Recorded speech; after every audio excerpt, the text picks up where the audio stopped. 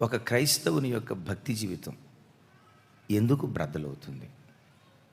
రెండవది, బ్రద్దలైన భక్తి జీవితాన్ని మరలా తిరిగి కట్టుకోవటానికి దేవుడు అవకాశాలు ఇస్తాడా? ఒకవేళ అవకాశాలు ఇస్తే ఏ మార్గం గుండా బ్రద్దలైన భక్తి జీవితాన్ని మరలా మనం తిరిగి కట్టుకోగలుగుతాం? అపోస్తుడైన పౌలు యొక్క ఓడ ప్రయాణంలో నుంచి ఈ దివ్యమైన పాఠం పరిశుద్ధాత్మ దేవుడు మనతో ముచ్చటించాలని ఇష్టపడుతున్నాడు. రండి దేవుని వాక్యాన్ని ధ్యానించుదాం. అపోస్తుల కార్యాలు 27వ అధ్యాయం 41వ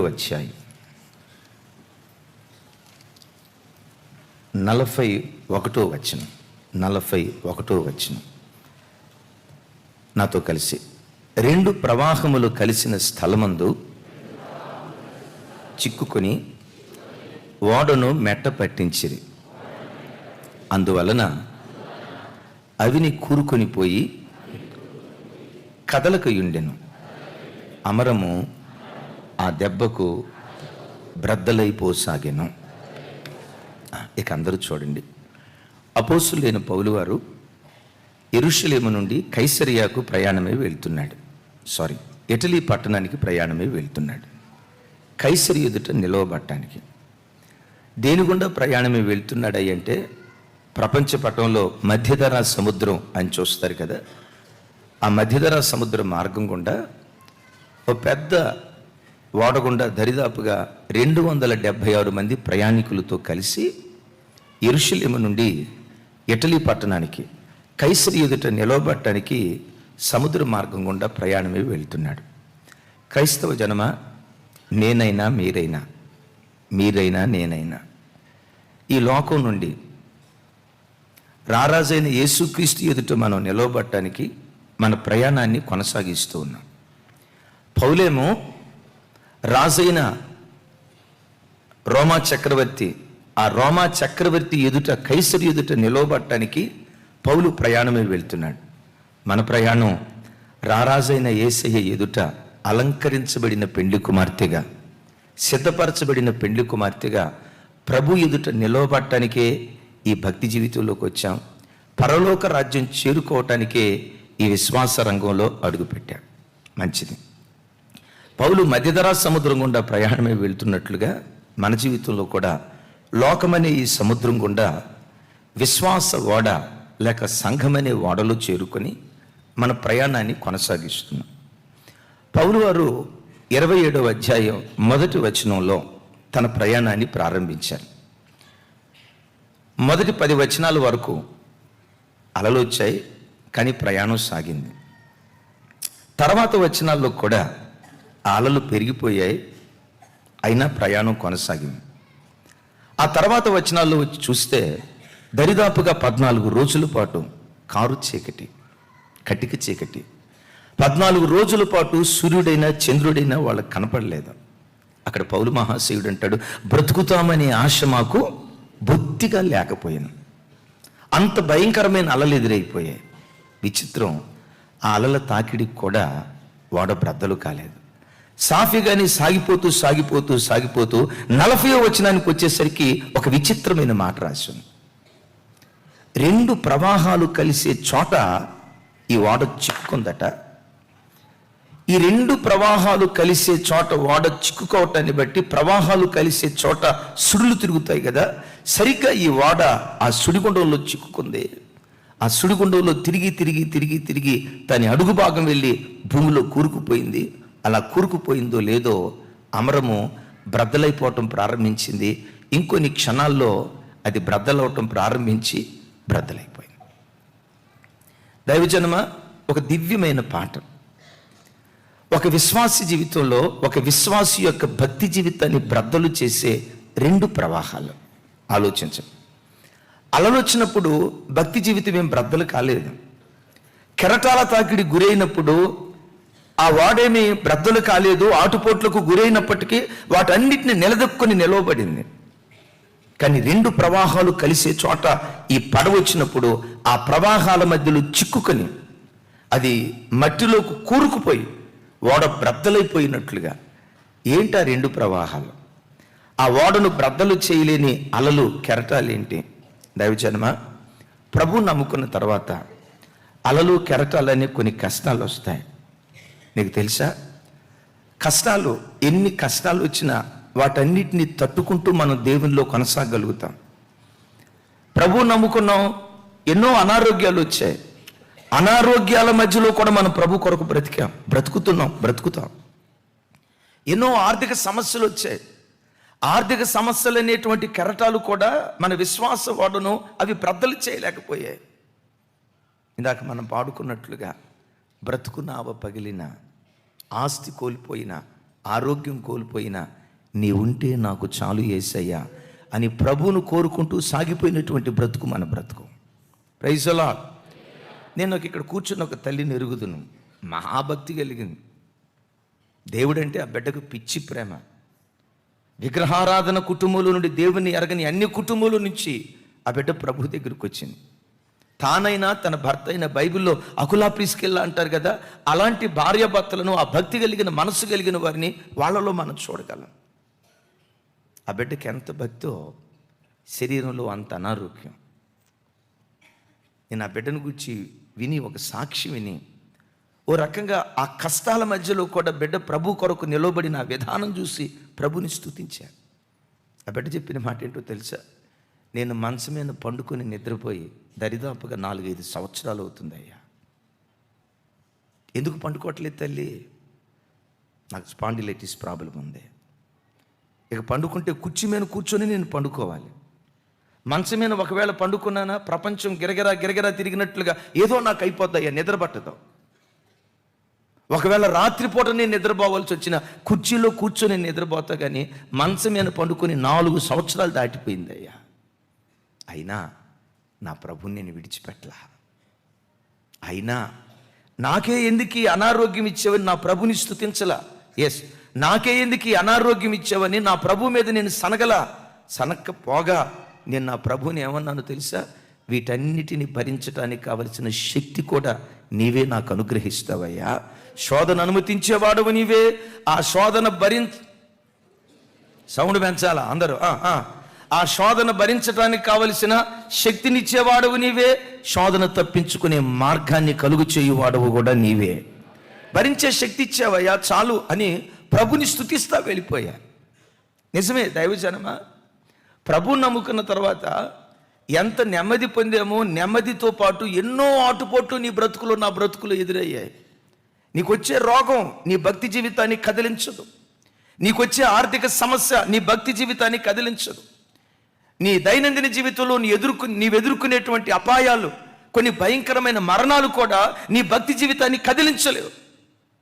కానీ ఒక బాధాకరమైన సంగతి ఏంటో తెలుసా? నీ విశ్వాస ఓడను బ్రద్దలు చేసే ఒక ప్రమాదకరమైన స్థలం, 2 ప్రవాహాలు కలిసే చోట నువ్వు చిక్కుకున్నావా, విశ్వాస ఓడ బ్రద్దలైపోద్ది. ఇంకొకసారి ఆ మాట చూడండి, మరొక్కసారి అందరూ చూడండి.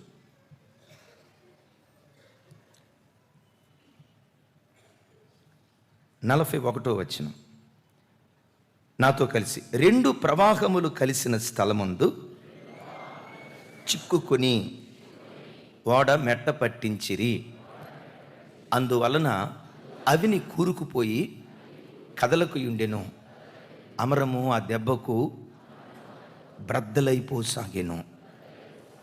నా వైపు చూసి మాట చెప్పండి, ఈ ఓడ ఎక్కడ చిక్కుకుందట? 2 ప్రవాహాలు కలిసిన చోట చిక్కుకుందట. మీ అందరికీ తెలుసు, ప్రవాహము అనే చోట సముద్రము అని రాసి ఉంటుంది కింద పుట్నోట్లో. అంటే 2 సముద్రాలు కలిసే చోట, ఇటువైపు నుంచి సముద్రపు నీళ్లు వస్తున్నాయి, ఇటువైపు సముద్రపు నీళ్లు వస్తున్నాయి. నా వైపు చూడండి, ఈ 2 సముద్రాల నీళ్లు కలిసే చోట సహజంగా ఏమి ఏర్పడిద్ది? ఒక్కొక్కరు సైంటిస్టులు చూసినట్టు చూస్తున్నారు. నోరు తెరిచి చెప్పండి అయ్యా. సుడిగుండం ఏర్పడి, సుడిగుండంలో ఓడ చిక్కుకుంటే అదే ఇక్కడ జరిగింది. 2 ప్రవాహాలు కలిసిన చోట ఓడ చిక్కుకుంది. దైవజనమ, నీ వాడ ఇప్పుడు ఒకే ప్రవాహంలో కొనసాగునుగాక. 2 ప్రవాహాల మధ్యలో నీ భక్తి జీవితం ఎన్నటికీ ఎప్పటికీ చిక్కుబడకుండునుగాక. ఏంటా 2 ప్రవాహాలు? ఒకటి పరలోకం, రెండవది లోకం. మరొకసారి ఈ మాట చెప్తాను. ఒక ప్రవాహం పరలోకం, రెండవ ప్రవాహం లోకం. లోకము పరలోకము కలిసి పొరపాటును బ్రతకలేవు. నువ్వు నా ప్రభు నాకు కావాలి విశ్వాసాన్ని ప్రారంభించావు. ఈ భూమి మీద నేను ఎంతకాలం బ్రతుకుతానో నాకు తెలియదు, ఎన్ని సంవత్సరాలు బ్రతుకుతానో నాకు తెలియదు. బ్రతికిన కొద్ది రోజులు నా ప్రభు కొరకు బ్రతికి ఎక్కడ కళ్ళు మూస్తే పరలోకంలో కళ్ళు తెరవాలి. పరలోక ప్రవాహంలో నువ్వు పరలోక ప్రవాహంలో నువ్వు అడుగుపెట్టి పరలోకం చేరుకోవాలి అనే ఆ డెస్టినేషన్తో నీ విశ్వాస యాత్ర కొనసాగిస్తూ వచ్చావు. దైవజనమా, పరలోకం కొరకు పిలువబడిన నీవు పరలోకమే దర్శనం కలిగి పరలోకాన్ని చూస్తూ నీ యాత్ర కొనసాగించాలి. కానీ నీ లోపటికి లోకమనేటువంటి నీళ్లు, లోకమనే ప్రవాహం పొరపాటును రానివద్దు. పులిసిన పిండి కొంచెం ముద్దంతా చెరిపివేసినట్లు, బొక్కావాని తైలములో చచ్చిన ఈగలు కొన్ని ఆ తైలంలో పడటాన్ని బట్టి తైలమంతా కంపు కొట్టుకొని పోయినట్లు, దైవజనమా, ఎన్ని కష్టాలు వచ్చినా నీ భక్తి జీవితానికి అపాయం కలగదు. ఎన్ని అనారోగ్యాలు వచ్చినా నీ భక్తి జీవితాన్ని సాతాను దాడి చేయలేడు. కానీ లోకం నీలోనికి వచ్చిందంటే ఏంటి లోకం?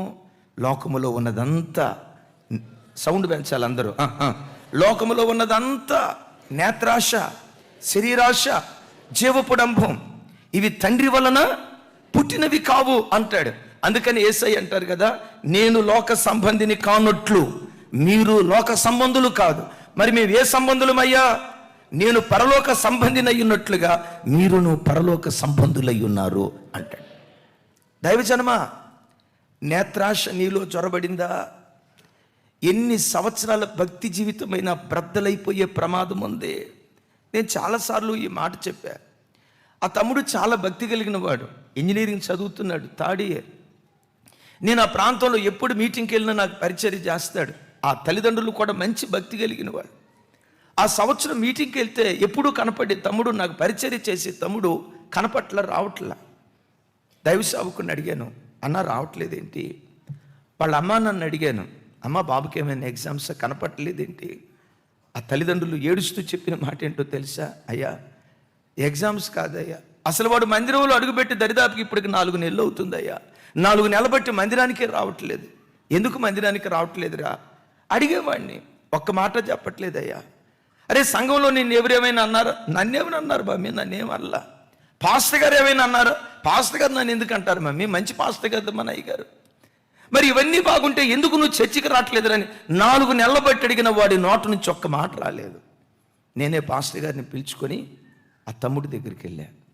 10 నిమిషాలు కూర్చోబెట్టి, చిన్న ఏమైందిరా నీకు? ఎందుకు? దేవుడంటే ఇష్టం లేదా? సంఘం అంటే ఇష్టం లేదా? పాస్టర్ గారు అంటే ఇష్టం లేదా? ఎందుకు నీ విశ్వాసం వాడు బ్రద్దలైపోయింది? ఎందుకు నువ్వు దేవునికి దూరం అయిపోయావు? ఆ తమ్ముడు 10 నిమిషాల తర్వాత తలంచి ఏం చెప్పాడు తెలుసా? అన్నయ్య, నేను ఇంజనీరింగ్ థర్డ్ ఇయర్ చదివేటప్పుడు కంబైన్ స్టడీ అని స్నేహితులతో కలిసి కంబైన్ స్టడీకి వెళ్ళా. నా స్నేహితుల్లో ఒక చెడ్డ స్నేహితుడు, వాడి దగ్గర ఉన్నటువంటి ఆ కాస్ట్లీ ఫోన్ అది తీసుకొని దానిలో కొన్ని పనికిమాలిన ఫోటోలు, కొన్ని న్యూడ్ ఫొటోస్ చూపించాడు. నా మనసు పాడైపోయింది. చూడకూడదు అనుకుంటూనే ఆ పనికిమాలిన బొమ్మలు నేను చూసా.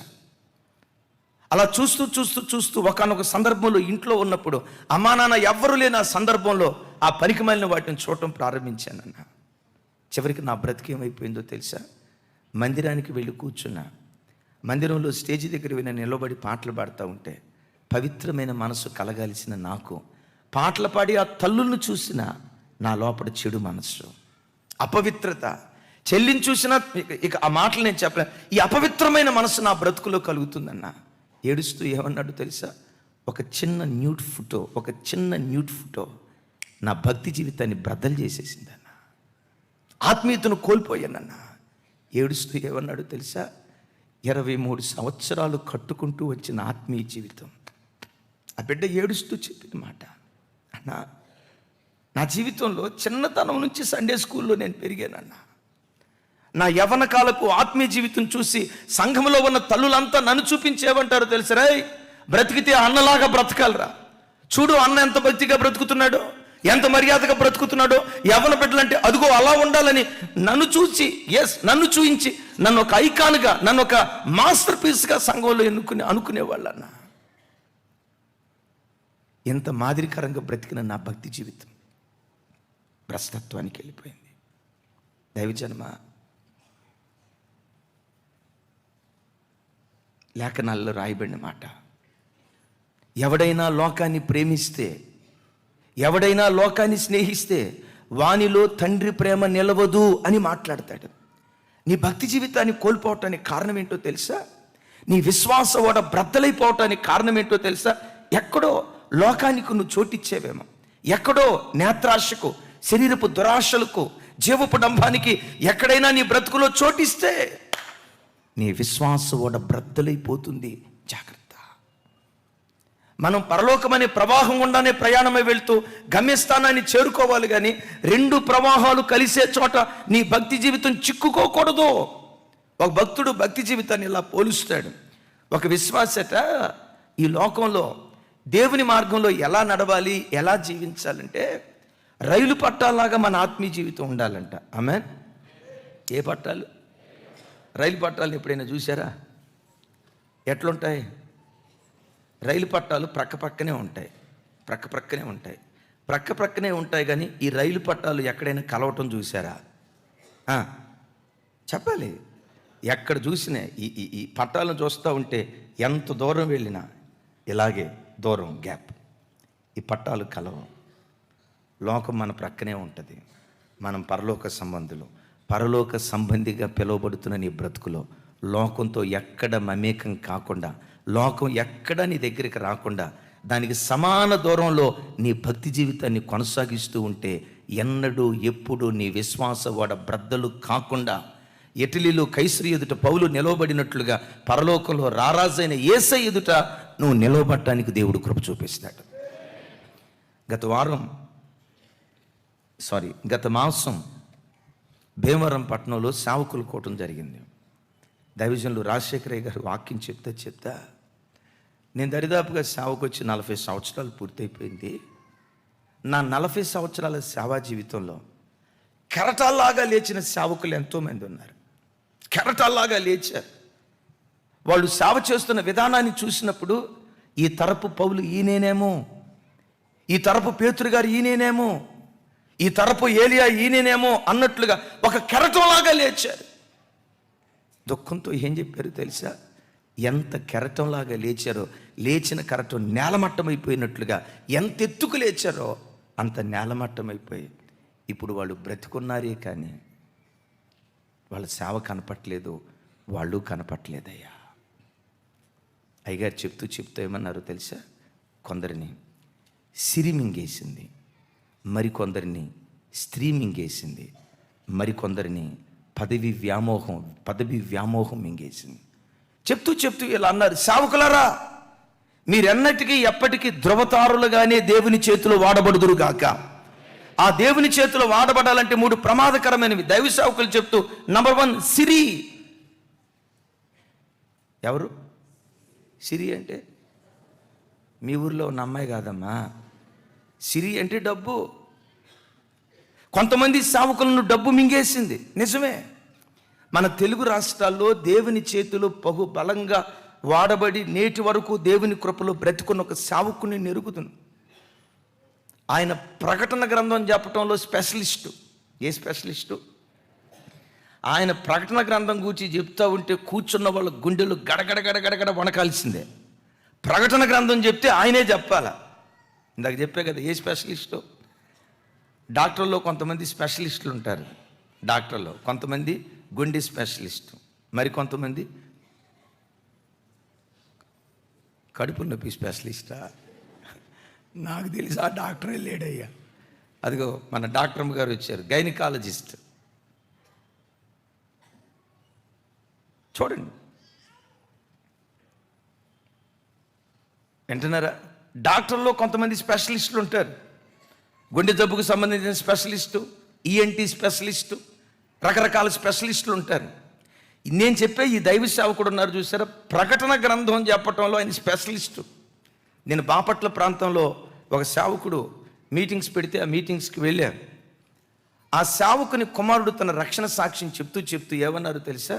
మన తెలుగు రాష్ట్రాల్లో పలానా దైవ సేవకుడు ప్రకటన గ్రంథాన్ని గురించి స్థలంలో వాక్యం చెప్తుంటుండగా, ఆ వాక్యం వింటూ ఉంటుండగానే నా గుండెల్లో భయం పుట్టి రాత్రికి రాత్రే ఆయన చేతుల గుండా మధ్యరాత్రి బాప్తిస్మం తీసుకున్నానయ్యా. ఏం తెల్లారిన తర్వాత తీసుకోవచ్చు కదా అంటే ఏమన్నాడు తెలుసా? ఆయన వాక్యం విన్న తర్వాత నా గుండెల్లో పుట్టిన భయం ఏంటంటే, ఒకవేళ ఈ రాత్రి కనుక ప్రభు వస్తే, సరే ఒకవేళ ప్రభు రాకపోయినా ఈ రాత్రి కనుక నా ప్రాణం,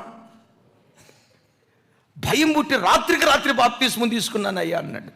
ఒక ధృవతారలాగా దేవుని చేతిలో వాడబడిన ఆ దైవ సేవకుడు ఎవడో ఒక పనికి మాలిన వాడు ఒక స్కీమ్ పెట్టామని చెప్పి 10,000 రూపాయలు కడితే ₹1,00,000 ఇస్తాం, 10,000 రూపాయలు కడితే ₹1,00,000 ఇస్తామని ఎవడో ఒక మోసకారి చెప్పిన మాటల్లో ఈ దైవ సేవకుడు తెలియకుండా ఆ ఉచ్చులో చిక్కుకొని ధృవతారలాగా కెరటంలాగా ఆకాశం అంత ఎత్తుకు లేచినటువంటి ఆ సేవకుడు ఈ ఉచ్చులో చిక్కుకొని ఈరోజు ఆ సేవకుడు ఉన్నారా లేదా, వాడబడుతున్నారా లేదా ఓ తెలియని పరిస్థితిలో అయోమయంలో చిక్కుకున్నాడు. నా ప్రార్థన, మరలా కెరటాన్ని దేవుడు లేవనెత్తునుగాక, మరలా పూర్వపు మహిమ దేవుడు అనుగ్రహించునుగాక. ఆ మొదటి స్థితి కంటే రెట్టింపు స్థితి ఆ ఘనులైన దైవ సేవకులకు దేవుడు అనుగ్రహించునుగాక. గట్టిగా చెప్తాం ఆమేన్. దైవజనమ, కొంతమంది విశ్వాసులను ధనం మింగుతుంది, కొందరిని స్త్రీ మింగుతుంది, మరి కొందరిని స్త్రీ మింగుతుంది, మరి కొందరిని పదవి వ్యామోహాలు మింగి మెట్టుకు ఈ 2 ప్రవాహాలు కలిసే చోట కొంతమంది భక్తి జీవితం చిక్కుకుంటే ఆ ఓడ బ్రద్దలైపోతుంది. దేవుని వాక్యం అంటుంది.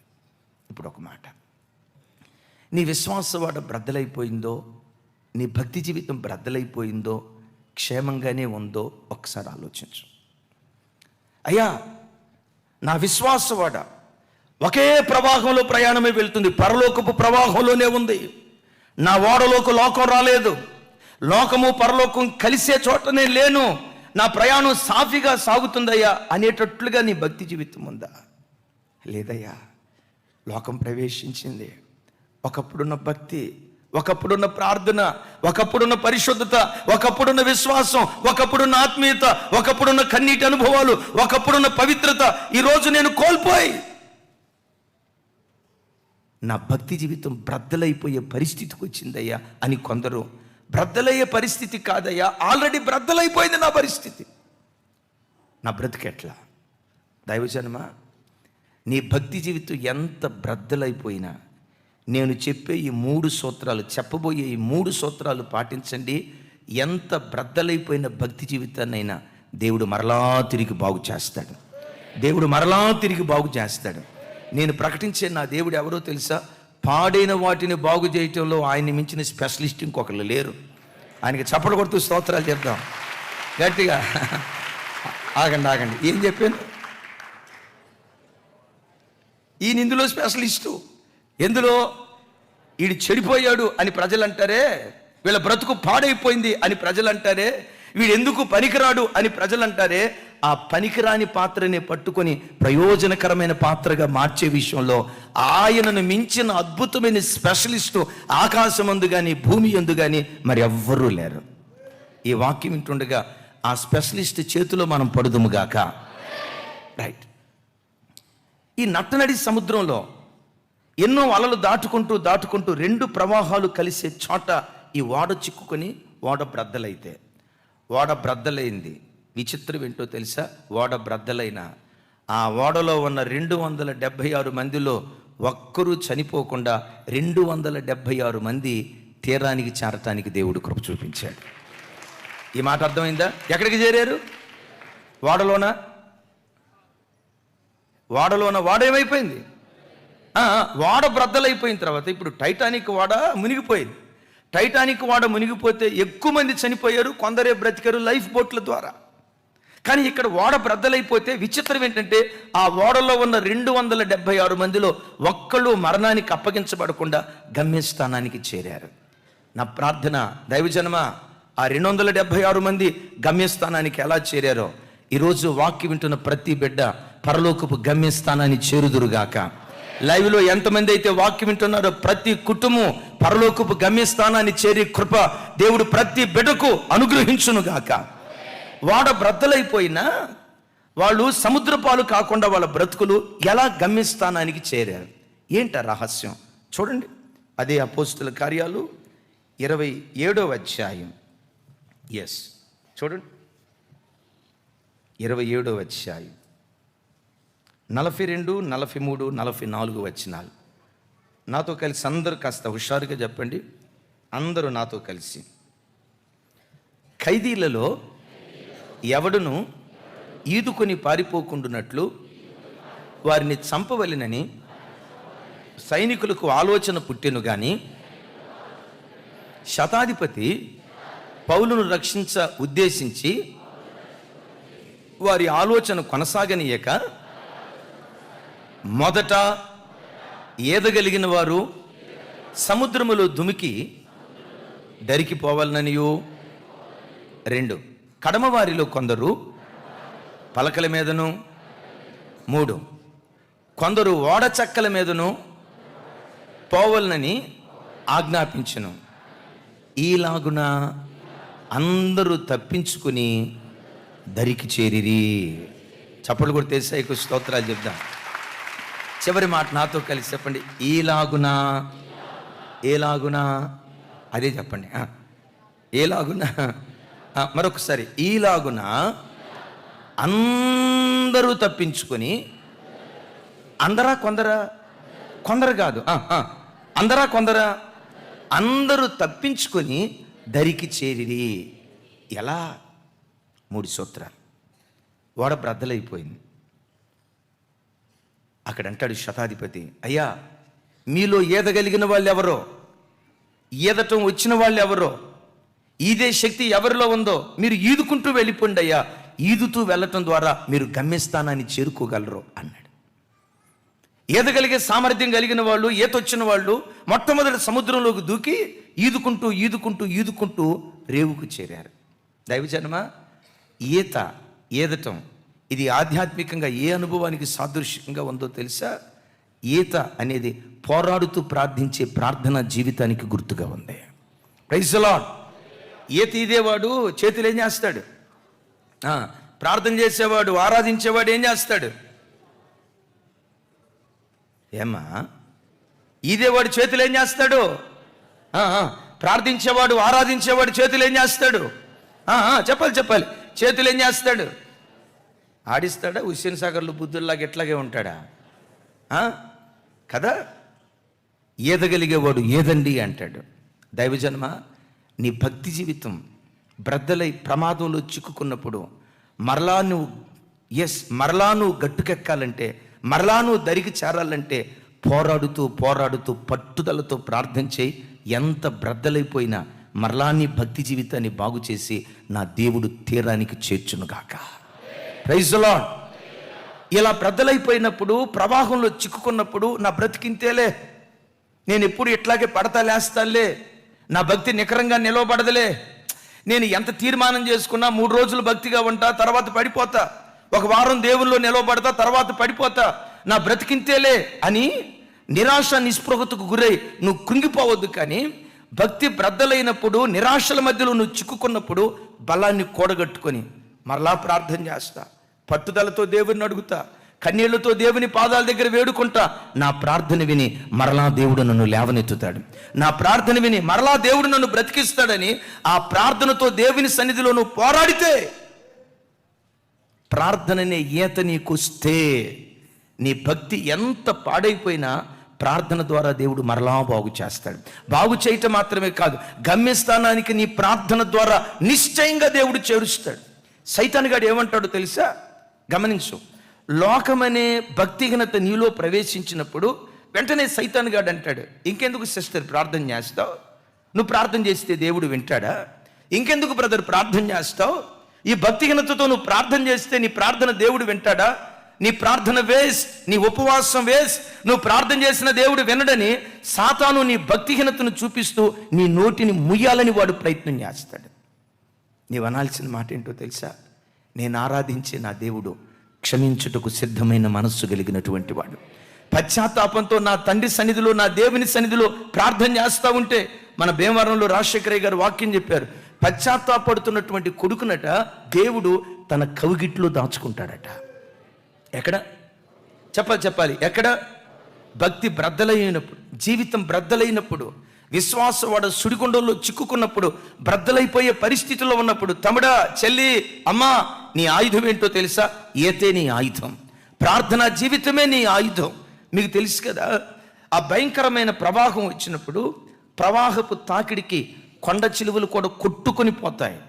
ప్రవాహపు తాకిడికి పర్వతాలు కూడా కొట్టుకొని పోతాయి. విచిత్రం తెలుసా? ఆ ప్రవాహపు తాకిడికి గొప్ప గొప్ప కట్టడాలు కూడా కొట్టుకొని పోతాయి. ప్రవాహానికి ఎదురీదుతూ ముందుకు వెళ్ళగలిగిన ఒకే ఒక్క జీవి చేప. గట్టిగా చెప్తాం. ఏది? చెప్పాలి. ఏది? చేపకున్న గుణం ఏంటో తెలుసా?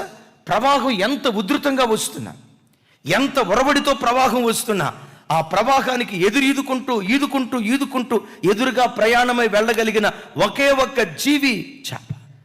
కారణం ఏంటో తెలుసా? అది ఈదటంలో స్పెషలిస్టు. ఆమేన్. అరే గట్టిగా చెప్పండి. నీ జీవితంలో కూడా ప్రార్థనలో నువ్వు స్పెషలిస్టు అయితే, దేవుని సన్నిధిలో మోకరించి గోజాడటంలో నువ్వు స్పెషలిస్ట్ అయితే, నీ జీవితం ఎంత బ్రద్దలైపోయినా మరలా దేవుడు నీ బ్రతుకును బాగు చేయటం ప్రారంభిస్తాడు. ఇప్పుడు చెప్పండి, ఎందులో మన స్పెషలిస్టులు కావాలా? మీలో కొంతమంది అనొచ్చు, అన్నయ్య నాకు ఈత రాదన్నయ్య అని. మీకే కాదక్క, మీకే కాదు తమ్ముడా, నాకు కూడా ఈత రాదు. నేను నంబర్ 1 పల్లెటూరులో పుట్టినోడిని. పల్లెటూరులో పుట్టిన వాళ్ళకి స్వతహాగా చెట్లు ఎక్కటం, ఈత వేయటం వెన్నతో పెట్టిన విద్య. మరి అదేం విచిత్రం, నాకు ఇప్పటికీ చెట్లు ఎక్కటం రాదు, ఈత వేయటం రాదు. ఈత చెట్లు ఎక్కటం అయితే దైవజనమా, ఆ ఈత రాకపోయినా పర్వాలా, ప్రార్థన ఈతలో మనం ఒక్కొక్క బిడ్డ నిష్ణాతునిగా దేవుని సన్నిధిలో బ్రతికితే, ఎన్ని సుడిగుండాలే రాని, ఎన్ని అపాయాల్లో నీ విశ్వాసం వాడు చిక్కుకొని సాతాను బ్రద్దలు చేస్తానని నీ గుండెల్లో భయాన్ని పుట్టించిన ఒక చాప పిల్లలాగా ప్రవాహానికి ఈదుకుంటూ సాగిపోయే కృప ప్రార్థన ద్వారా దేవుడు నీకు అనుగ్రహించును గాక. ఏ ఈత రావాలి? ఆ మధ్య చాలా సంవత్సరాల క్రితం విన్నాను, కొంతమందికి వాళ్ళే గొప్పోళ్ళు, వాళ్ళే మేధావులు అన్నట్లుగా పొంగిపోతారు. ఇప్పుడు ఒక్కొక్క వ్యక్తి ఆయా రంగంలో మేధావి, ఏ వ్యక్తి అన్ని రంగాల్లో మేధావి కాదు. సముద్రంలో అట్లా ప్రయాణమై వెళ్తూ ఉంటే బాగా చదువుకున్నవాడు, కొంతమందికి చదువుకున్న వాళ్ళకి, అందరికి కాదు, చదువుకున్న వాళ్ళు కొంతమందికి గర్వం ఎక్కువ ఉంటుంది. అలాగని చదువుకున్న వాళ్ళు ఎవరు నా వైపు కోపంగా చూడొద్దు. కోపంగా చూడటం, నేను కూడా చదువుకున్నవాడినేగా, కొంతమందికి చదువుకున్న వాళ్ళకి గర్వం ఎక్కువ ఉంటుంది. ఆ ఓడలో ప్రయాణమై వెళ్తూ ఉంటే ఇటు బాగా చదువుకొని ఆ ఓడ నడిపిస్తున్నటువంటి ఆ తెడ్డేస్తున్న ఆ నావికుని చూసి అన్నాడంట, రాబాయ్ నీకు ఖగోళ శాస్త్రం తెలుసా అన్నాడంట. ఆయన ఈయన వైపు చూసి, ఖగోళ శాస్త్రమా, నేను ఎప్పుడు వినలేదే అన్నాడంట. వెంటనే ఈ మీద, నీ బతుకు సగం వేస్ట్, ఖగోళ శాస్త్రం నీకు తెలియలేదు. సరే ఖగోళ శాస్త్రం తిరిగిపోయింది, భూగోళ శాస్త్రం తెలుసా అన్నాడు. అయ్యా నాకు ఈ సముద్ర శాస్త్రం తప్ప ఇంకొక శాస్త్రం తెలియదయ్యా అంటే, మరలా అన్నాడట, గణిత శాస్త్రం తెలుసా? తెలియదయ్యా. రసాయనిక శాస్త్రం ఇప్పుడే కొత్తగా వింటున్నానయ్యా. ఫిజిక్స్ని ఏమంటారు? చెప్పాలి. భౌతిక శాస్త్రం నీకు తెలుసా అన్నాడంట. అయ్యా నాకే శాస్త్రాలు తెలియదయ్యా, ఈ సముద్రంలో పుట్టినోడు, నీ సముద్రంలో పెరిగినోడు అంటే ఈ మేధావి అన్నాడంట, నీ లైఫ్ 30% వేస్తా. అంతరిక్ష శాస్త్రం తెలియదు, భూగోళ శాస్త్రం తెలియదు, ఖగోళ శాస్త్రం తెలియదు, చివరికి రసాయన శాస్త్రం తెలియదు, భౌతిక శాస్త్రం తెలియదు, వైద్య శాస్త్రం 30% వేస్తా అని లోపు ఓ పెద్ద సుడిగుండం అప్పుడే వచ్చిందట. ఈ ఓడ బ్రద్దలైపోయి ఓడ మునిగిపోబోతుందంట. ఓడ మునిగిపోబోయేటప్పుడు నావికుడిని చూసి, ఒరే నేను చనిపోబోతున్నాను, కాపాడురా అంటే నావికుడు అంటాడంట, నీకు ఈత శాస్త్రం తెలుసా అన్నాడట. అన్ని శాస్త్రాలు తెలుసు కానీ అన్నాడట, ఈ ప్రవాహంలో బ్రతకాలంటే ఈత శాస్త్రం వచ్చినోడే బ్రతుకుతాడయ్యా, నేనేం చేయలేను పోని ఈదుకుంటా పోతా ఉంటే కేకలేస్తున్నాడట. నేను మీతో చెప్పే మాట, నీ భక్తి జీవితం ప్రవాహంలో చిక్కుకున్నప్పుడు నిన్ను రేవుకు చేర్చేది ప్రార్థన అనే ఈత శాస్త్రం. ప్రార్థన అనే ఆ ఈత శాస్త్రం, ఆ ఒక్కదాన్ని నువ్వు ఆయుధంగా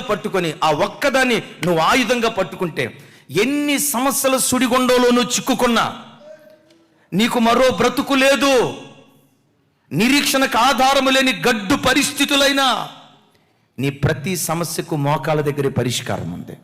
మోకాళ్ళ మీద ఎంతగా దేవునితో నువ్వు పెనుగులాడతావో నువ్వు పైకి లేవటానికి, ప్రభా మరలా నా పూర్వపు స్థితి నాకు దయచేయని నువ్వు ఎంతగా పెనుగులాడతావో, ఈ దేవుడు ఎవరో తెలుసా? పూర్వపు స్థితి ఇచ్చేవాడు మాత్రమే కాదు, పూర్వపు స్థితి కంటే రెండంతల స్థితి తన పిల్లలకి ఇవ్వటానికి ఈ దేవుడు ప్రజల జీవితాలను, పాడైపోయిన బ్రతుకులను బాగు చేసే విషయంలో ఈయనను మించిన స్పెషలిస్ట్ మరొకళ్ళు లేరు. ఎలా ప్రార్థన చేయాలి? ఎలా ప్రార్థన చేస్తే దేవుని చేత కనికరించబడతాం? బైబిల్లో ఒక అద్భుతమైన మాట, హృదయాన్ని గెలుచుకునే మాట. ఎలా ప్రార్థన చేయాలి? ఒక భక్తుడు అంటాడు, వదిలేసి నా వైపు చూడండి.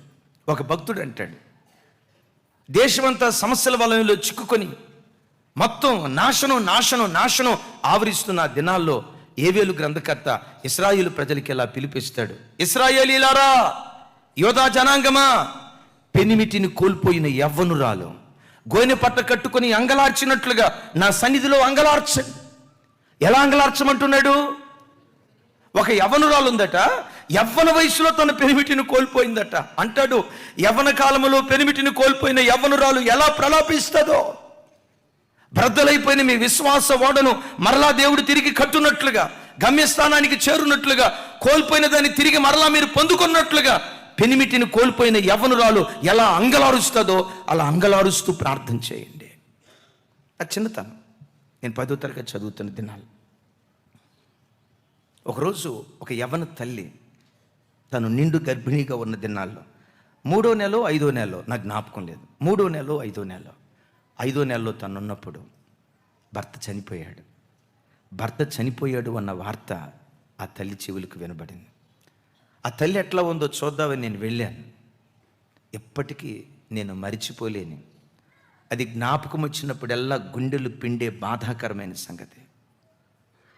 5-6 నెలల గర్భిణి భర్త చనిపోయాడన్న వార్త విని నెత్తి మీద దుమ్ము పోసుకొని జుట్టు పీక్కుంటూ పిచ్చి ధరిచినట్లుగా అరుస్తుంది. నా గర్భంలో ఉన్న బిడ్డకు తండ్రి ఎట్లా?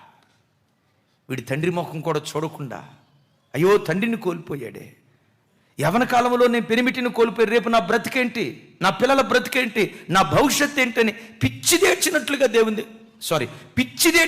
బిడ్డ ఏడుస్తావు. దైవజన్మ, నువ్వు అర్ధగంటే ప్రార్థన చేయి, గంటే ప్రార్థన చేయి, 30 గంటే ప్రార్థన చేయి. పెనిమిటిని కోల్పోయిన యవ్వనురాలు ఎలా అంగలారుస్తుందో దేవుని సన్నిధిలో నువ్వు అంగలారిస్తే, అలా మొరపెడితే, ఒక భక్తుడు ఇలా అంటాడు, నేను మొరపెట్టిన దినమున నీవు నా యొద్దకు వచ్చితివి, భయపడకుమి అని నీవు నాకు సెలవిచ్చి నా ప్రాణము విషయమై వేద్యమాడి నా ప్రాణమును నా జీవమును నీ విమోచించితివి అంటాడు. చప్పలు కొట్టు స్తోత్రాలు చెప్తాం.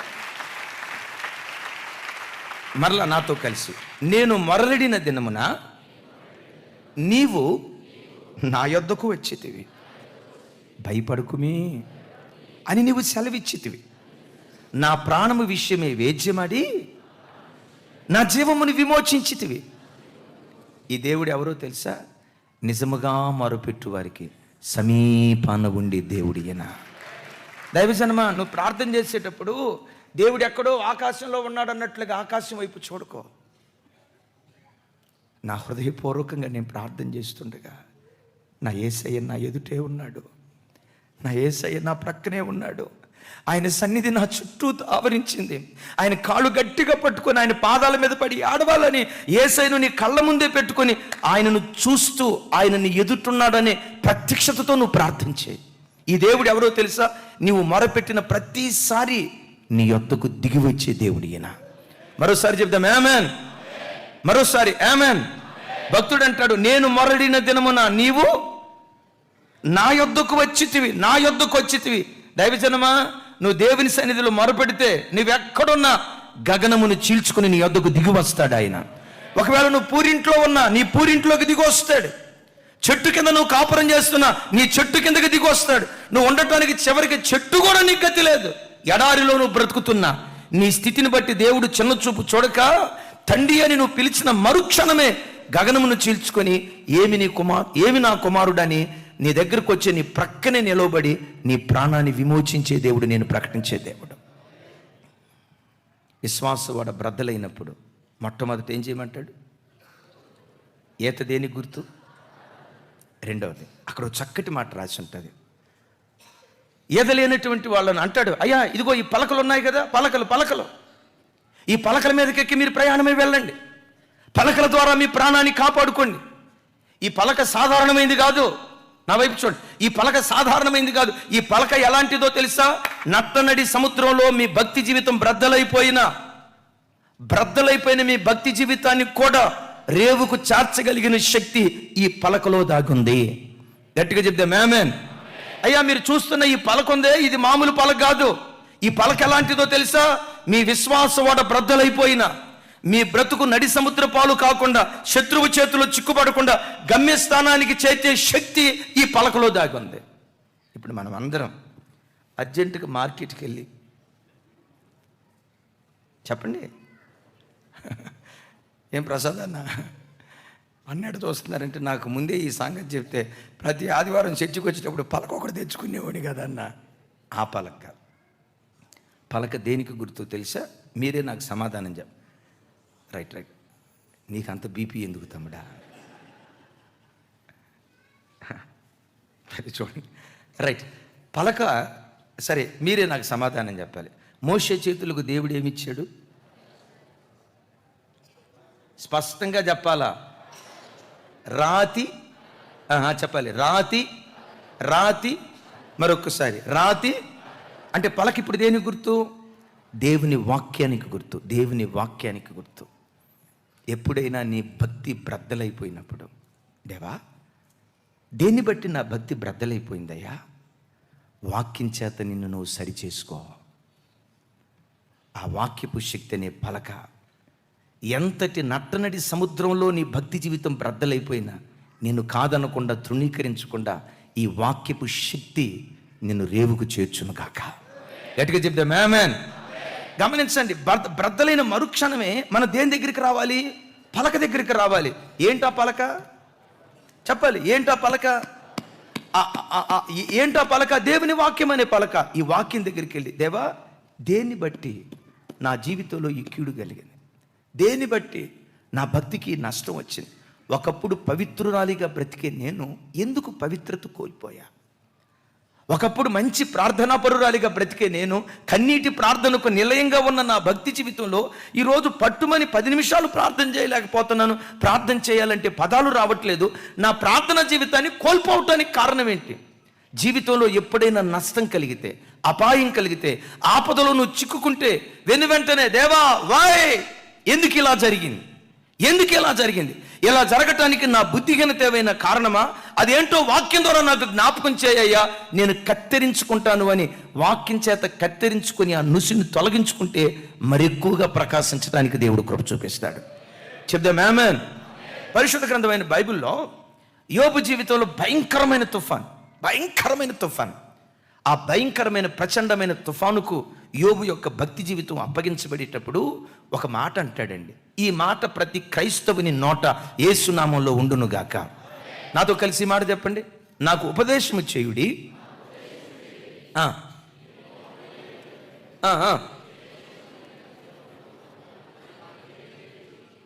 నాతో కలిసి, నేను ఏ విషయమందు తప్పిపోతినో అది నాకు తెలియచేయుడి. నా వైపు చూసి చెప్పండి రా తల్లి మాట.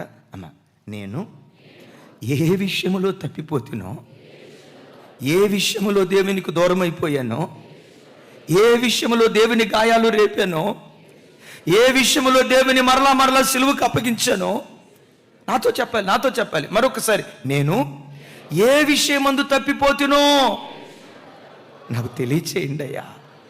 దైవజనమా, ఆదివారం మందిరానికి వచ్చే ప్రతిసారి, మందిరంలో అడుగుపెట్టే ప్రతిసారి నేను ఎక్కడ తప్పిపోయాను, ఎక్కడ నీకు దుఃఖాన్ని కలుగు చేశాను, నీ గాయాలు పదే నేను ఎక్కడ రేపానో నా బుద్ధిహీనతను గుర్తుకుతాయ్యా, నా అపవిత్రత గుర్తుకుతాయ్యా, నా లోపాన్ని జ్ఞాపకం చేయ్యా, ఎక్కడ నేను దూరం అయిపోయానో, నేను దూరమైన స్థితి నాకు జ్ఞాపకం చేయ. నాకు జ్ఞాపకం చేస్తే వాక్యపు వెలుగులో నా భక్తి జీవితాన్ని దిద్దుకుంటానయ్యా, వాక్యపు వెలుగులో నా జీవితాన్ని సరిచేసుకుంటానయ్యా అని అలా సరిచేసుకునే కృప, ఆ మనస్తత్వం నీకుంటే ఎంత బ్రద్దలైపోయినా, ఒక మాట చెప్పంటారా, ఎక్కడ ఓడిపోయావో అక్కడే దేవుడు మరలా గెలిపించడం ప్రారంభిస్తాడు.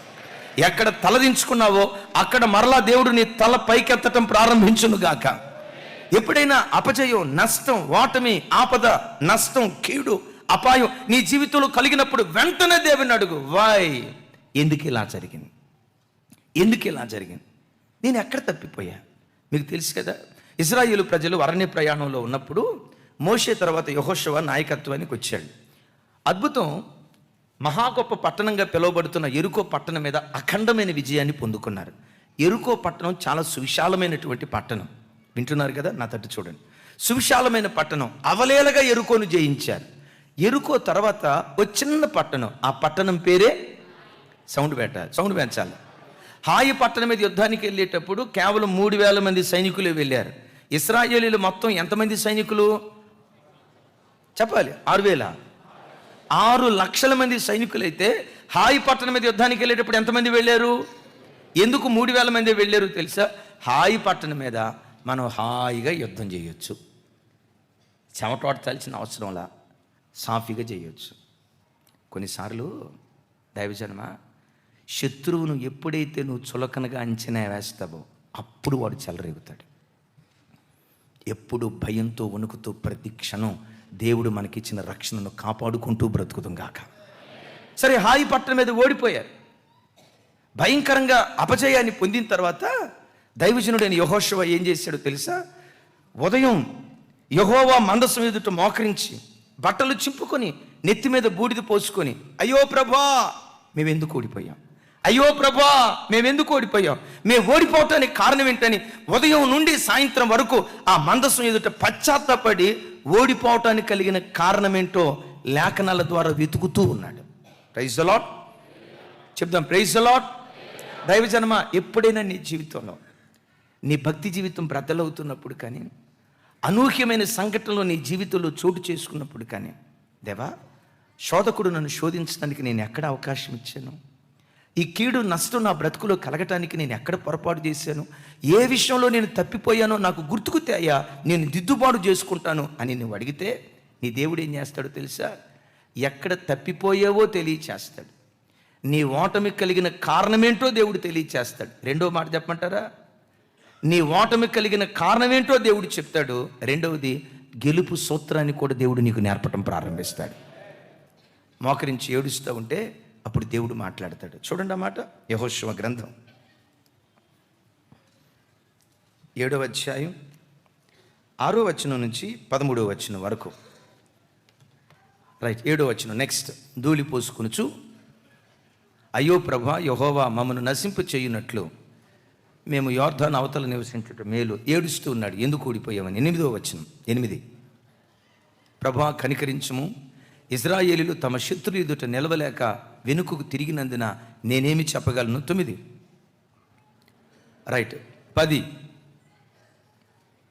అప్పుడు యెహోవా మాట్లాడుతున్నాడు. యెహోవా నాతో కలిసి, యెహోవా యెహోషువతో ఇట్లా, నేను లెమ్ము, నీవేళ ఎక్కడ ముఖము నేల మోపి కొందువు. ఇశ్రాయేలీయులు పాపము చేసి ఉన్నారు, నేను వారితో చేసిన నిబంధనను వారు మీరి ఉన్నారు. శపితమైన దానిలో కొంత తీసుకుని దొంగిలి బొంకి తమ సామానులో దాచుకొని ఉన్నారు. కాబట్టి ఇశ్రాయేలీయులు శాపగ్రస్తులై తమ శత్రువు ఎదుట నిలవలేక తమ శత్రువు ఎదుట వెనుకకు తిరిగిరి. శాపగ్రస్తులైన వారు మీ మధ్య ఉండకుండా మీరు వారిని నిర్మూలన చేస్తేనే తప్ప నేను మీకు తోడై ఉండను. దేవుని బిడ్డలారా, దేవుడు ఎంత మంచోడో అంత మొండోడు. దేవుడు నా మాట నేను అంటున్నందుకు నన్ను క్షమించండి. ఒక మొండోడు మాట్లాడినట్టు మాట్లాడుతున్నాడు. ఏమంటాడంటే, శాపగ్రస్తమైనది మీ మధ్యలో తొలగించుకుంటేనే తప్ప నేను మీకు తోడై ఉంటా. ఎప్పుడో తెలుసా? శాపగ్రస్తమైనవి మీ మధ్యలో నుంచి తొలగించుకోవాలి, అప్పుడే నేను మీకు తోడై ఉంటా. కరాఖండిగా మాట్లాడుతున్నాడు. ఏంటా శాపగ్రస్తమైనది? ఆకాను యెరికో పట్టణానికి వెళ్ళి కొంత దొంగిలించి బొంకి సామాగ్రిలు దాచుకున్నాడట. నేను ఎప్పుడూ చెప్తా కదా, ఒక్కడు తప్పు చేస్తే యావత్ ఇశ్రాయేలు జాతి వాడు ఓడిపోయింది. ఒక్కడు తప్పు చేస్తే యావత్ ఇశ్రాయేలు జాతి ఓడిపోయినట్లుగా లేఖనాలు చూస్తున్నాం. ఇక్కడ దేవుని మనస్సు మనం గ్రహించేది ఏంటో తెలుసా? దేవుడు సంఘములో నుండి కానీ క్రైస్తవ కుటుంబాలలో నుండి కానీ సామూహిక భక్తిని, సామూహిక పరిశుద్ధతను దేవుడు కోరుకుంటూ ఉన్నాడు. ఒక మాట చెప్పమంటారా? నువ్వు భక్తి కలిగిన దానివే, కానీ చాలాసార్లు నువ్వు ఓడిపోవటానికి కారణం ఏంటో తెలుసా? నీ ఇంటిలో నీ పిల్లలు భక్తిగా బ్రతకపోవటాన్ని బట్టేనేమో. నువ్వు భక్తి కలిగిన వాడివి, ఒకవేళ నీ భార్యకి ఆ భక్తి లేదేమో. నువ్వు భక్తి కలిగిన దానివి, నీలో ఉన్న భక్తి నీ భర్తలో చూడలేకపోతున్నావేమో. ఒక్క ఆకానును బట్టి దేశమంతా ఓడిపోయింది కదా, ఇశ్రాయేలు జాతి అంతా ఓడిపోయింది కదా. దైవజనమా, ఇక్కడ దేవుని మనస్సు మనం అర్థం చేసుకునేది ఏంటంటే, దేవుడు క్రైస్తవ కుటుంబాలలో నుండి సామూహిక భక్తి జీవితాన్ని, సామూహిక పరిశుద్ధతను కోరుకుంటూ ఉన్నాడు. ఒక మాట ప్రభుతో అంటారా, దేవా నాకు చెందిన వాటిలో ఒక డెక్క కూడా సాతాను చేతిలో ఉండకూడదు. నా ఇల్లంతా దేవుని చేతిలోనే ఉండునుగాక, నా పిల్లలు దేవుని చేతిలోనే ఉందురుగాక, నా ఇల్లంతా యెహోవాను సేవించే ఇల్లుగా యేసు నామములో ఉండునుగాక. అమ్మా, ఒక్కసారి ఈ మాట ఆలోచించు. నీ జీవితంలో కొన్ని అపజయాలు, నీ భక్తి జీవితం భయంకరమైన శోధనలో చిక్కుకోవటానికి ఇంట్లో ఒకరు భక్తిగా ఉంటే మరొకరు భక్తిగా లేని పరిస్థితిలో ఉన్నారేమో. తల్లిదండ్రులు భక్తిగా బ్రతికితే పిల్లలు ఆ భక్తి చూడలేకపోతున్నామేమో. ఒక్క ఆకాను తప్పు చేసినందుకు యావత్ ఇశ్రాయేలు జాతి ఓడిపోయింది. దైవజన్మ, ఎంతమంది ప్రజలు ఉన్నారు కదా, నేను ఒక్కడిని తప్పు చేస్తే నన్ను బట్టి మీరు అందరూ ఓడిపోతారేమో.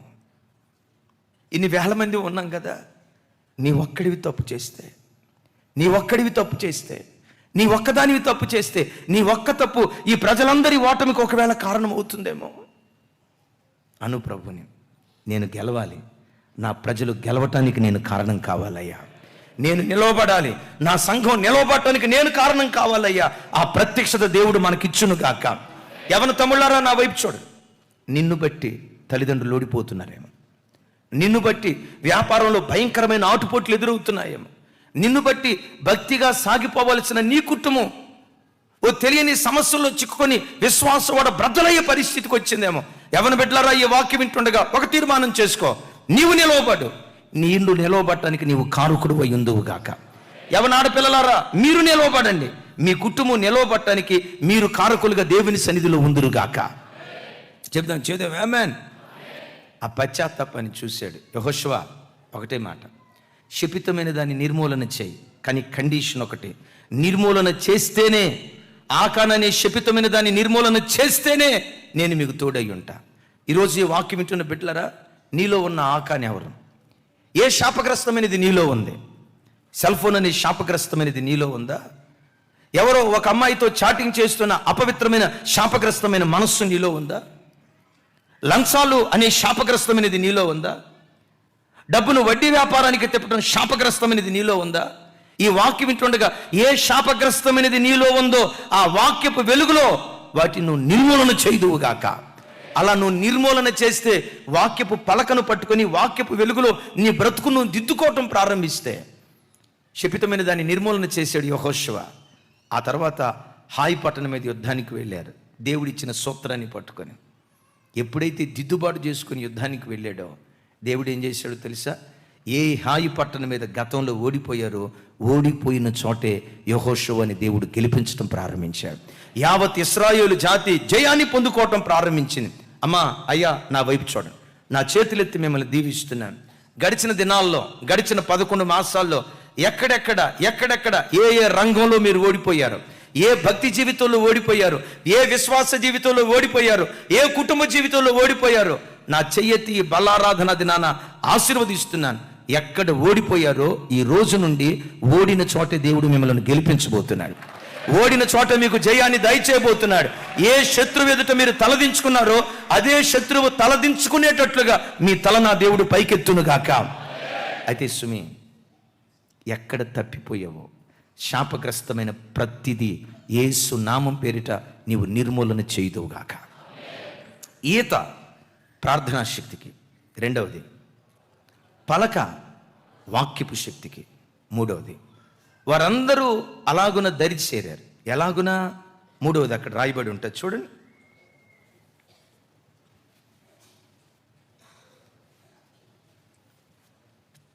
నాతో కలిసి. కడమవారిలో కొందరు పలకల మీదను, కొందరు ఓడ చెక్కల మీదను పోవాలని ఆజ్ఞాపించను.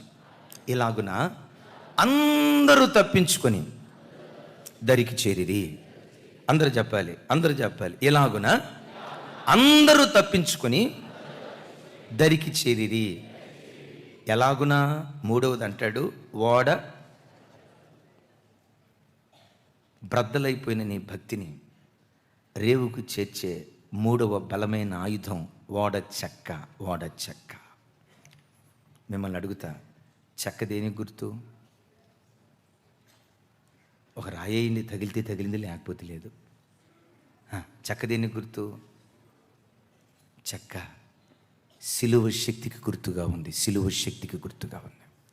యేసు ప్రభువు వారు ఎక్కడ వేలాడారు? దేని మీద వేలాడారు? సిలువ చెక్క మీద, సిలువం బ్రాను మీద ప్రభువారు వేలాడారు. ఒకవైపు ప్రార్థన శక్తి, ప్రైజ్ గాడ్. రెండో వైపున వాక్యపు శక్తి ద్వారా నేను దిద్దుబాటు చేసుకుంటున్నా. వీటన్నిటికి మించి దేవా, నీ సిలువ శక్తి ద్వారా నేను రేవుకు చేరగలనయ్యా. నా బలంతో కాదయ్యా, నా శక్తితో కాదయ్యా, నీ సిలువలో దాగి ఉన్న ఆ రక్తపు ప్రభావాన్ని బట్టి, సిలువలో నువ్వు చేసిన త్యాగాన్ని బట్టే నేను రేవుకు చేరగలనయ్యా అని సిలువ శక్తిని నువ్వు ఆశ్రయిస్తే, అపోస్తలుడైన పౌలు గారు అంటారు కదా, సిలువను గూర్చిన వార్త నశించిపోతున్న ప్రజలకు అది వెర్రితనంగా కనపడుతుందేమో కానీ రక్షించబడుతున్న మనకు అది దేవుని శక్తి అయి ఉన్నది. రక్షించబడుతున్న మనకు ఇది దేవుని శక్తి అయి ఉన్నది. ఈ పాపిని పవిత్రునిగా మార్చే శక్తి సిలువ శక్తిలో దాగి ఉంది. ఈ దుర్నీతి పన్ను నీతిమంతుడిగా మార్చే శక్తి సిలువ శక్తిలో దాగి ఉంది. పాపపు రొచ్చులో, బురదలో, అపవిత్రతలో పందిలాగా డొర్లిన ఒక అపవిత్రుని పవిత్రుడిగా మార్చే శక్తి సిలువ శక్తిలో దాగి ఉంది. వెంటనే దేవా, నా క్రియల ద్వారా నేను రేవుకు చేరలేనయ్యా, నా పట్టుదల ద్వారా రేవుకు చేరలేనయ్యా, నా తీర్మానాల ద్వారా నేను రేవుకు చేరలేనయ్యా. సిలువ శక్తి నన్ను ఆశ్రయిస్తే తప్ప, సిలువ శక్తి నన్ను ఆవరిస్తే తప్ప నేను రేవుకు చేరలేనయ్యా అని నిస్సహాయుడిగా ఆ సిలువ శక్తి మీద నువ్వు ఆధారపడితే ఏం జరిగిద్దో తెలుసా? నీవెప్పుడు బలహీనురాలువో అప్పుడు బలవంతురాలిగా మార్చబడతావు. ఎప్పుడు బలహీనుడు అవుతావో అప్పుడు బలవంతుడిగా మార్చబడతావు. సిలువ శక్తిని ఆవరించిన తర్వాత అప్పుడు నీ నోట నుంచి వచ్చే మాట ఏంటో తెలుసా? నన్ను బలపరచు క్రీస్తు ద్వారా. సౌండ్ పెంచాలా? నన్ను బలపరచు క్రీస్తు ద్వారా, నన్ను బలపరచు క్రీస్తు ద్వారా నేను సమస్తము చేయగలుగుతాను. దైవజనమా, నీ భక్తి ఎంత భయంకరంగా బ్రద్దలైపోయినా, నట్టనడి సముద్రంలో ఏమైపోద్దో, రేవుకు చేరతానో లేదో, పరలోక రాజ్యం చేరతానో లేదో, ఈ భక్తిహీనతతోనే నా జీవితం అయిపోద్దేమో, ఈ ప్రార్థనలేమితోనే, ఈ అపవిత్రతతోనే నా జీవితం అయిపోద్దేమోనని ఒకవేళ తెలియని కలవరంలో నువ్వు చిక్కుకుంటే ఒక శుభవార్త, నిస్సహాయున్నయ్యా, నా ప్రార్థనా శక్తి సరిపోట్లా, నిస్సహాయున్నయ్యా, వాక్యపు వెలుగులో బ్రతుకుని ఎంత దిద్దుకున్నా నా వల్ల కావట్లేదయ్యా, ఇక చేయాల్సినంత నీ సిలువే చేయాలయ్యా, చేయాల్సినంత నీ సిలువ మహిమే చేయాలయ్యా అని ఆ సిలువ శక్తిని నువ్వు ఆశ్రయిస్తే ఎలాగున నట్టనడి సముద్రంలో చిక్కుకున్న నీ జీవితం సముద్ర పాలు కాకుండా అద్దరిని చేరటానికి సిలువ శక్తి నేను బలపరచును కాక. చప్పలు కొడితే సైకో స్తోత్రాలు చేద్దాం. అందుకనే గత వారంలో ఉదయకాలపు అరుణోదయపు వర్తమానాల్లో రిపీటెడ్గా ఒక మెసేజ్ వచ్చింది. పొందగోరు వాని వలనైనా, ప్రయాసపడు వాని వలనైనా కాదు కానీ కనికరించు దేవుని వలనే కలుగుతుంది అంటాడు. పరుగు పందెంలో వడిగా పరిగెత్తేవాడు విజయాన్ని పొందలేడట. చూడండి, శూరుడు వీరుడు కాలేడట. శూరత్వం కలిగిన ప్రతివాడు వీరుడు కాలేడు. మరి ఎవడు వీరుడు అవుతాడో తెలుసా? దేవుడు ఎవరిని గెలిపిస్తే వాడు వీరుడు అవుతాడు. శూరులందరూ వీరులు కాదు. వడిగా పరిగెత్తేవాడు పరుగు పందెంలో జయాన్ని పొందలేడట. బలాఢ్యుడు యుద్ధరంగంలో జయాన్ని పొందలేడట. మరి ఎవరు జయాన్ని పొందుతున్నారు? సామెతల గ్రంథకర్త అంటాడు కదా, యుద్ధ దినమునకు రథములను గుర్రములను ఆయత్తపరుచుట కద్దు, విజయము రక్షణ యెహోవా స్వాధీనములో ఉంది. అంటే దేవుడు ఎవరిని గెలిపిస్తే వాడు గెలుస్తాడు. చెప్దాం ఆమేన్. ఒక శుభవార్త చెప్తాను. సిలువలో దాగిన ఒక బృహత్తరమైన శక్తి. సిలువే మన బ్రతుకునకు విలువ, సిలువే మన బ్రతుకునకు అతిశయం. ఆ సిలువ శక్తి యొక్క ఔన్నత్యాన్ని పౌలు గుర్తించి అంటాడు, ఒకప్పుడు ఇశ్రాయేలుడనే అతిశయం నాకుండేది, అది పెంటతో సమానంగా ఎంచుకున్నా. నేను రోమా పౌరసత్వం కలిగిన వాడిని అని అతిశయం నాకుండేది, దాన్ని నేను పెంటతో సమానంగా ఎంచుకున్న. 8వ దినాన సున్నతి చేయబడ్డానని, గమాలియేలు పాదాల దగ్గర ధర్మశాస్త్రం పారాయణం చేశానని, ఇవన్నీ అతిశయాలు నాకు ఉండేవి. ఆ అతిశయాలన్నీ ఇప్పుడు నేను పెంటతో సమానంగా ఎంచుకొని, ఇప్పుడు ఇక రాబో కాలమంతా, నా బ్రతుకు కాలమంతా సిలువ యందు తప్ప మరి దేని యందు నేను అతిశయించను. చెప్దాం చేద్దాం ఆమేన్. దేని యందు అతిశయిస్తానంటున్నాడు? ఏంటి సిలువలో ఉన్న గొప్ప అతిశయం ఏంటి? క్రైస్తవుడు సిలువను ఎందుకు అతిశయంగా ఎంచాలి? చూడండి, సిలువ గుర్తు ఎలా ఉంటుంది? ఒక నిలువు కర్ర, చెప్పాలి రైట్ రైట్ చెప్పండి. ఒక నిలువు కర్ర, ఒక అడ్డకర్ర. అడ్డకర్ర పతనమైపోయిన ఒక పాపి జీవితాన్ని చూపిస్తా ఉంది. అడ్డకర్ర పాపములో, అపరాధములో చిక్కుకొని బురదలో డొర్లాడుతూ పాపపు కోపంలో పెంట కుప్పల మీద పడిపోయిన ఒక దీన దరిద్రుని పరిస్థితిని చూపిస్తా ఉంది. ఆ అడ్డకర్ర నేను, ఈ వాక్యం వింటున్న నీవు. ఈ అడ్డకర్ర, ఈ వాక్యం బోధిస్తున్న నేను, లైవ్లో వాక్యం వింటున్న ప్రతి బిడ్డ పడిపోయినటువంటి వాడు. అడ్డకర్ర పడిపోయిన మనిషిని చూపిస్తూ ఉంటే, నిలువు కర్ర ఏం చూపిస్తుందో తెలుసా? జగటగల దొంగ ఊబిలో కోరుకుపోయిన ప్రతి మనిషిని లేవనెత్తే శక్తి సిలువలో దాగుంది. సిలువలో దాగుంది. ఎస్, సిలువలో దాగుంది. ఒక దారిద్రుని, పెంట కుప్పల మీద పడిపోయిన ఒక దరిద్రుని లేవనెత్తి ఐశ్వర్యవంతునిగా మార్చగలిగే శక్తి దేనిలో దాగుంది? ఐశ్వర్యవంతునిగా మార్చగలిగిన శక్తి సిలువలో దాగుందని ఆ సిలువ బోధించకనే బోధిస్తూ ఉంది. యేసయ్యకు మహిమ కలుగును గాక. చాలాసార్లు ఈ మాట చెప్పాను. ఒకసారి స్పెయిన్ దేశపు రాజు ఇంగ్లాండ్ దేశాన్ని చూడటానికి, ఇంగ్లాండ్ దేశ రాజభవనం చూడటానికి వెళ్ళాడట. ఆ ఇంగ్లాండ్ దేశాన్ని చూసి మురిసిపోయి చివరిసారిగా ఆ రాజభవనం దగ్గరికి వెళ్ళాడు. ఆ రాజభవనంలో ఇంగ్లాండ్ దేశంలో గత కాలంలో ఏ రాజులు పరిపాలన చేశారో, పరిపాలన చేసిన రాజుల ఫోటోలు ఆ ఫ్రేములు కట్టి ఆ రాజభవనం గోడల చుట్టూతా ఉన్నాయి. ఒక్కొక్క ఫోటో చూస్తూ ఉంటే ఒక్కొక్క రాజు తల మీద బంగారు కిరీటం, వజ్ర వైఢూర్యాలతో పొదిగించబడిన కిరీటం, ఆ రాజులు వేసుకున్న రాజవస్త్రాలు, రాజదర్పం ఉట్టిపడేటట్లుగా ఒక్కొక్క ఫోటో కనపడతావు. ఈ స్పెయిన్ దేశపు రాజు, ఈ రాజు సూపర్, ఈ రాజు సూపర్, ఈ రాజు చాలా బాగున్నాడు అని చెప్పుకుంటూ ఒక రాజు ఫోటో దగ్గరికి వచ్చేసరికి నిశ్చేష్టుడే, ఈ రాజు ఎవరో అస్సలు బాగాలేదయ్యా, ఈ రాజు చాలా విచిత్రంగా ఉన్నాడే. అందరి రాజుల తలల మీద బంగారు కిరీటాలు, వజ్ర వైడూర్యాలతో నిర్మించబడిన కిరీటాలు ఉన్నాయి. మరి ఈ రాజు తల మీద మొండ్ల కిరీటం ఉంది ఏంటయ్యా? ఈ రాజభవనంలో ఉన్న రాజులు వాళ్ళు ధరించిన వస్త్రాలు పట్టు వస్త్రాలు, రాజవస్త్రాలు ధరించారు. మరి ఈ రాజు ఎవరు దిగంబరిగా కనపడుతున్నాడు? ఏదో ఒంటి మీద కాస్త నూలిపోకుంది, దిగంబరిగా కనపడుతున్నాడు. ఈ రాజు ఎవరయ్యా ఇంత దరిద్రుడిగా కనపడుతున్నాడు, ఇంత దీనుడిగా కనపడుతున్నాడంటే, ఇంగ్లాండ్ దేశాన్ని పరిపాలన చేసే రాజు కళ్ళెమటి నీళ్ళు పెట్టుకుని అన్నాడట, మా తలల మీద బంగారు కిరీటం పెట్టబట్టడానికి ఈ ముండ్ల మొకుటదారే కారణమైపోయాడు. మా తలల మీద బంగారు కిరీటం పెట్టడానికి ఆయన ముండ్ల మొకుటాన్ని ధరించాడు. పెంట కుప్పల మీద పడిపోయిన మమ్మలను ఐశ్వర్యవంతులుగా చేయటానికి ఆయన దరిద్రుడిగా మారాడు. ఇదిగో ఈ ఇంగ్లాండ్ దేశం ఈ భోగాన్ని, భాగ్యాన్ని, ఐశ్వర్యాన్ని అనుభవించడానికి కారణం ఈ ముండ్ల మొకుటదారయ్యా. ఆ రాజు పేరేంటయ్యా?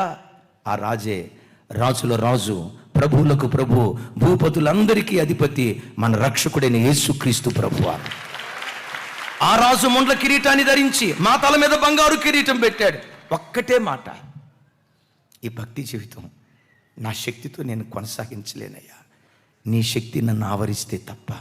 సిలువ శక్తి మీద నువ్వు ఆనుకుంటే, నంబర్ 1 ప్రార్థనా శక్తి, నంబర్ 2 వాక్యపు శక్తి, నంబర్ 3 మరొకసారి, నంబర్ 1, నంబర్ 2, నంబర్ 3 వీటిని మనం ఆశ్రయిస్తే వాక్యం ఉంటుంది, ఇలాగున అందరూ తప్పించబడి దరికి చేరిరే. నా ప్రార్థన, పాపపు లోకంలో మన సంఘంలో ఏ బిడ్డ చిక్కుపడకుండా మనమందరం దరికి చేరే కృప, ఏ దరికి? పరలోకపు దరికి చేరే కృప, రారాజైన యేసయ్య ఎదుట నిలబడే కృప మనందరికీ దేవుడు అనుగ్రహించునుగాక. ఈరోజు ఈ వర్తమాన విన్న బిడ్డలో ఒక డెక్క కూడా విడవబడకుండునుగాక. యేసు నామములో ఈ వాక్యం 100 అంతలుగా మన బ్రతుకులు ఫలించునుగాక.